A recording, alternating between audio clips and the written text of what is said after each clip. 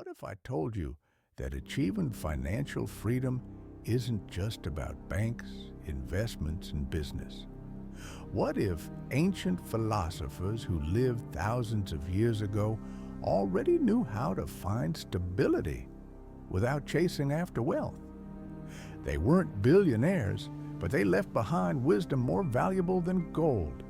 Epictetus, once a slave. Marcus Aurelius, an emperor. One owned nearly nothing, the other almost everything. And yet, both believed that true wealth lies within. Stay with me, because today you'll discover how Stoic philosophy can transform your relationship with money, free you from anxiety, and teach you how to make wise financial decisions. Money. We think about it every day. We work for it, worry about not having it, make plans, argue, and dream. But what if our relationship with money isn't just a matter of economics, but a matter of philosophy? The Stoics believed the external world is not under our control.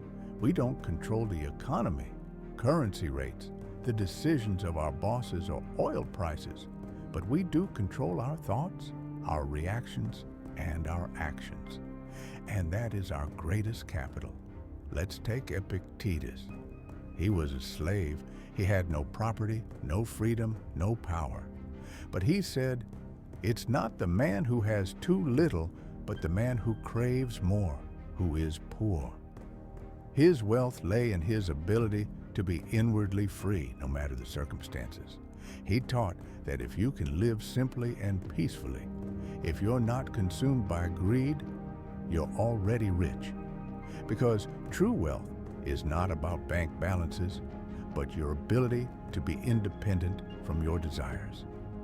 Now let's look at Marcus Aurelius, Emperor of Rome. He had it all: palaces, armies, power, endless riches. And yet, in his private journals, he wrote, "Nothing external should disturb the soul. Everything that comes will pass." Every day he reminded himself, you will die. Everything you own will vanish. That's why true wealth is a clear mind, honesty, tranquility, and discipline. The Stoics believed in controlling what you can and accepting what you cannot. Money comes and goes. Sometimes you'll have abundance, sometimes you won't. But your virtue, your principles, your inner strength stay with you forever. How do you apply this in real life? Simple example: you lose your job. Panic? Fear? A Stoic would say, "This is outside my control, but I can control my response. I can use this as an opportunity to develop a new skill, rethink my path, strengthen my character."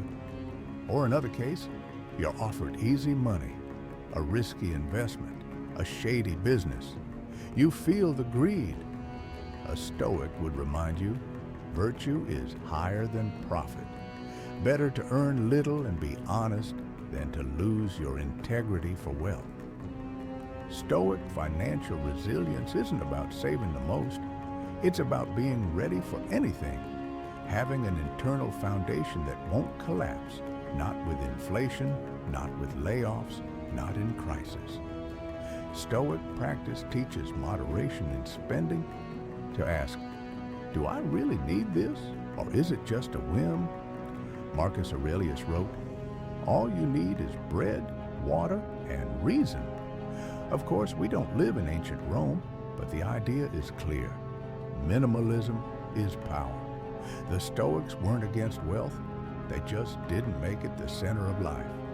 If you have money, use it for good. Help others, grow, create, but don't become its slave. Epictetus said, "Your desires are your chains, and if you're dependent on things, you're not free." True freedom is when you can live with dignity even without them. Now ask yourself, how much do I need to be happy? A number? Or is it a state of being inside? The Stoics taught, happiness is the harmony of the soul with what is. Imagine, you have a 3-month emergency fund. You don't panic if you get laid off. You live within your means. You invest in yourself, in knowledge, health, relationships. That is the Stoic model of wealth. One more important point, be useful. The Stoics said, a person is born to serve society.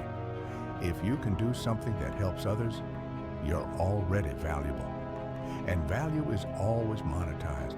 So the Stoic strategy, improve yourself, live by principles, focus on what's within your control, and money will follow as a result. Maybe not millions, but enough for a dignified, peaceful life. As Seneca said, the rich man is not he who has much, but he who is content with little. And in that lies the greatest freedom. Make money your ally, not your master. Rule your desires. Don't let them rule you. And remember, resilience isn't about how much you have, but who you are. Now you know, the Stoics didn't reject wealth. They just didn't make it life's purpose. They understood money is a tool, not the goal.